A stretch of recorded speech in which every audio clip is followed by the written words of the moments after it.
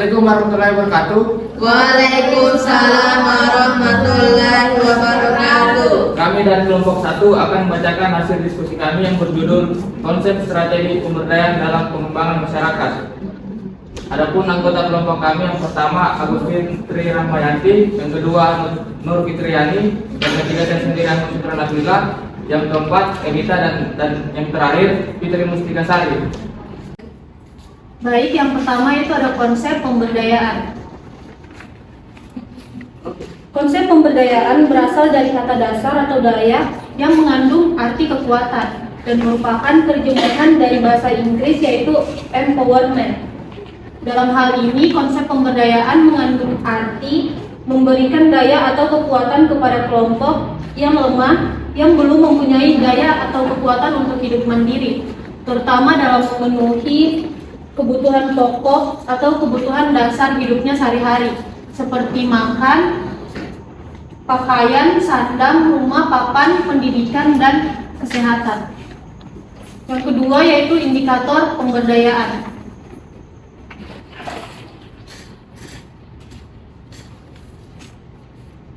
Indikator pemberdayaan ada 3. Yang pertama yaitu indikator menurut Soeharto. Soeharto menjelaskan bahwa dimensi-dimensi yang dapat dijadikan indikator pemberdayaan masyarakat dalam suatu negara disesuaikan dengan program pembangunan yang mengarah pada kesejahteraan masyarakat. Yang kedua yaitu indikator menurut teori Adiyoso.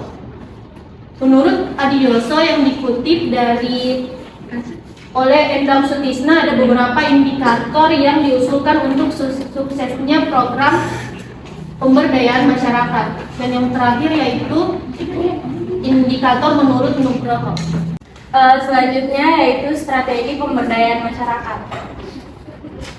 Dalam beberapa situasi, strategi pemberdayaan dapat dilakukan secara individual. Meskipun pada gilirannya strategi ini pun tetap berkaitan dengan kolektivitas dalam arti mengkaitkan klien dengan sumber atau sistem lain di luar dirinya. Dalam konteks pekerjaan sosial, pemberdayaan masyarakat dapat dilakukan melalui 3 aras atau matra pemberdayaan, yaitu Yang pertama, matra mikro. Pemberdayaan dilakukan terhadap klien secara individual melalui bimbingan, konseling, stress management, dan krisis intervention. Tujuan utamanya adalah bimbingan atau melatih klien dalam menjalankan tugas-tugas kehidupannya. Model ini sering disebut sebagai pendekatan yang berpusat pada tugas atau task-centered approach. Yang kedua yaitu matra meso. Pemberdayaan dilakukan terhadap kelompok klien atau masyarakat. Pemberdayaan dilakukan dengan menggunakan kelompok sebagai media intervensi. Pendidikan dan pelatihan dinamika kelompok biasanya digunakan sebagai strategi dalam meningkatkan kesadaran, pengetahuan, keterampilan, dan sikap-sikap klien agar memiliki kemampuan memecahkan permasalahan yang dihadapi. Dan yang terakhir, matra makro. Pendekatan ini disebut juga sebagai strategi sistem besar karena sasaran perubahan diarahkan pada sistem lingkungan yang lebih luas. Perumusan kebijakan, perencanaan sosial, kampanye, aksi sosial, lobby, pengorganisasian masyarakat, manajemen konflik adalah beberapa strategi dalam pendekatan ini. Strategi sistem besar memandang klien sebagai orang yang memiliki kompetensi untuk memahami situasi-situasi mereka sendiri dan untuk memilih serta menentukan strategi yang tepat untuk bertindak. Baik, selanjutnya itu unsur 5B, pendekatan dalam pemberdayaan masyarakat, di mana menurut pendapat Edi Soeharto, pemberdayaan dikatakan sebagai proses. Yang pertama, kemungkinan, di mana masyarakat yang harus bisa mengembangkan secara optimal potensi masyarakat yang ada.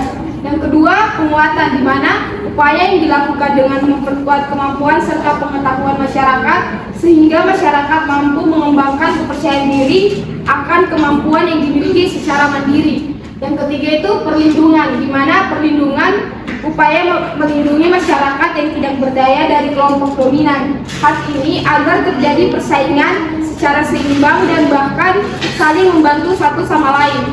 Yang keempat itu ada penyokongan, di mana penyokongan ini upaya pemberian dukungan berupa bimbingan bagi masyarakat yang tidak berdaya agar bisa menjalankan peran dan fungsi sebagaimana mestinya. Dan yang terakhir itu ada pemeliharaan, di mana upaya untuk memelihara situasi kondusif dalam berbagai kelompok masyarakat. Selanjutnya yaitu prinsip-prinsip pemberdayaan masyarakat.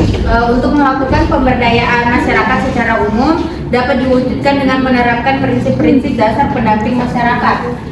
Yaitu ada 3. Yang pertama, belajar dari masyarakat. Prinsip yang paling dasar adalah prinsip bahwa untuk melakukan pemberdayaan masyarakat adalah dari, oleh, dan untuk masyarakat. Dan yang kedua, pendamping sebagai fasilitator, masyarakat sebagai pelaku. Konsekuensi dari prinsip pertama adalah perlunya pendamping menyadari perannya sebagai fasilitator dan bukannya sebagai pelaku atau guru. Dan yang terakhir yaitu saling belajar, saling berbagi pengalaman. Salah satu prinsip pendamping untuk pemberdayaan masyarakat adalah pengakuan dan pengalaman dan pengetahuan lokal masyarakat. Baik, mungkin itu saja presentasi dari kami. Apakah ada yang ingin bertanya? Baik, assalamualaikum warahmatullahi wabarakatuh. Waalaikumsalam warahmatullahi wabarakatuh. Perkenalkan, nama saya Laura Stefania Florenti, perwakilan dari kelompok 8. Saya ingin bertanya kepada kelompok 1, yaitu strategi pemberdayaan seperti apa yang tepat untuk diterapkan dalam pengembangan masyarakat. Itu saja pertanyaan dari saya, terima kasih. Pertanyaannya akan langsung dijawab oleh teman saya, dan silakan. Baik, saya akan menjawab pertanyaan dari saudari Laura. Jawabannya yaitu strategi matra mikro, karena pemberdayaan dilakukan terhadap klien secara individual melalui bimbingan, konseling, stress management, dan krisis intervention. Baik, di sini saya akan menambahkan yang kedua yaitu matra meso. Pemberdayaan dilakukan terhadap sekelompok klien atau masyarakat. Pemberdayaan dilakukan dengan menggunakan kelompok sebagai media intervensi. Selanjutnya saya akan menambahkan yaitu yang ketiga, matra makro, di mana pendekatan ini disebut juga sebagai strategi sistem besar karena sasaran perubahan diarahkan pada sistem lingkungan yang lebih luas, rumusan kebijakan, perencanaan sosial, kampanye, aksi sosial, lobbying, pengorganisasian masyarakat, dan manajemen konflik. Demikianlah presentasi dari kelompok kami. Lebih dari kurangnya mohon dimaafkan. Wabillahi taufiq wal hidayah. Wassalamualaikum warahmatullahi wabarakatuh. Perkenalkan, nama saya Agustin Tri Rahmayanti dengan NIM J1A1200001. Di sini saya akan memberikan tanggapan saya dari proses pembelajaran dari dosen sebelumnya, di mana saya dapat mengetahui bahwa organisasi adalah setiap bentuk kerjasama untuk mencapai tujuan bersama. Organisasi dibentuk atas dasar kesamaan tujuan dari anggota, termasuk organisasi kesehatan. Nah, organisasi-organisasi pelayanan kesehatan merupakan sistem-sistem sosial yang sangat kompleks, di mana dalam kondisi yang cepat berubah seperti sekarang ini, diperlukan paradigma baru dalam sistem manajemen termasuk manajemen kesehatan. Seperti yang kita ketahui juga bahwa manajemen dalam organisasi kesehatan secara garis besar memerlukan faktor-faktor yang diperlukan pada organisasi lainnya. Perkenalkan, nama saya Nur Fitriani dengan NIM J1A1200051. Kesan saya terhadap pembelajaran OMPK pada dosen sebelumnya yaitu saya dapat meningkatkan pengetahuan saya tentang konsep organisasi dan manajemen dalam lingkup organisasi kesehatan. Dan juga saya dapat menerapkan sikap dan nilai-nilai sosial dalam mengidentifikasi masalah manajemen organisasi kesehatan. Perkenalkan, nama saya Fitri Mustikasari dari kelas AKKA. Di sini saya akan memberikan tanggapan atau kesan dan pesan terhadap pembelajaran materi organisasi manajemen pelayanan kesehatan. Hal yang saya dapatkan yaitu mengetahui apa itu konsep organisasi. Dalam konsep organisasi merupakan sebuah proses dari aktivitas yang sedang berlangsung. Dalam artian, organisasi adalah proses pengorganisasian, pekerjaan, orang, dan sistem. Hal ini berkaitan dengan proses menentukan kegiatan yang diperlukan untuk mencapai tujuan sebuah kelompok. Selain itu, saya banyak mendapatkan ilmu baik tentang organisasi manajemen pelayanan kesehatan maupun ilmu di luar dari mata kuliah yang dipelajari. Perkenalkan, nama saya Elita, saya dari kelas AKKA.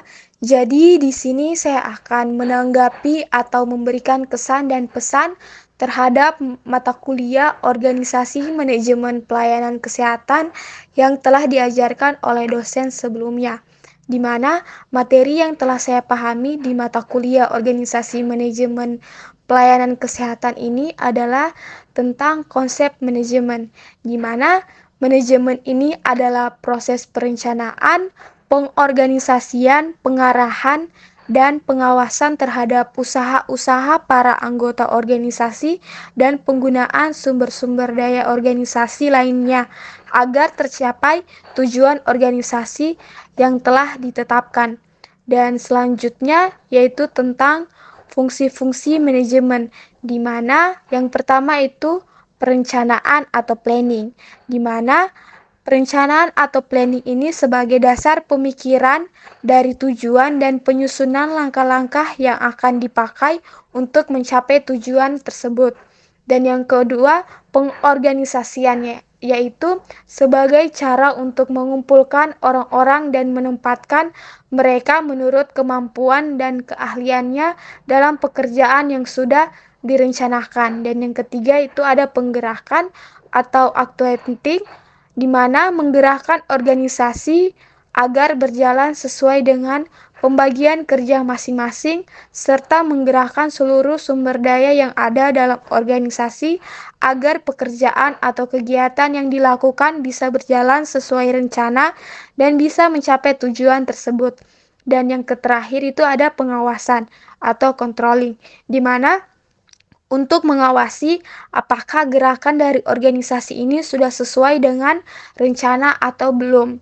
Dan juga kesan yang telah saya dapat dari mata kuliah Organisasi Manajemen Pelayanan Kesehatan ini adalah saya mendapatkan banyak hal, banyak pembelajaran dan banyak materi yang telah saya dapat.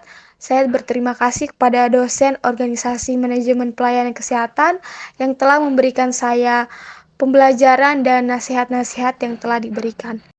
Perkenalkan, nama saya Ahmad Syukran Abdillah dari kelas AKKA. Di sini saya akan menjelaskan dan memberikan pesan dan kesan terhadap materi mata kuliah Organisasi dan Manajemen Pelayanan Kesehatan. Materi yang saya pahami dari dosen sebelumnya yaitu tentang mutu pelayanan kesehatan. Mutu pelayanan kesehatan adalah derajat kesempurnaan pelayanan kesehatan yang sesuai dengan standar profesi dan standar pelayanan, dengan menggunakan potensi sumber daya yang tersedia di rumah sakit atau puskesmas secara wajar, efisien, dan efektif, serta diberikan secara aman dan memuaskan sesuai norma, etika, hukum, dan sosial budaya dengan memperhatikan keterbatasan dan kemampuan pemerintah serta masyarakat konsumen.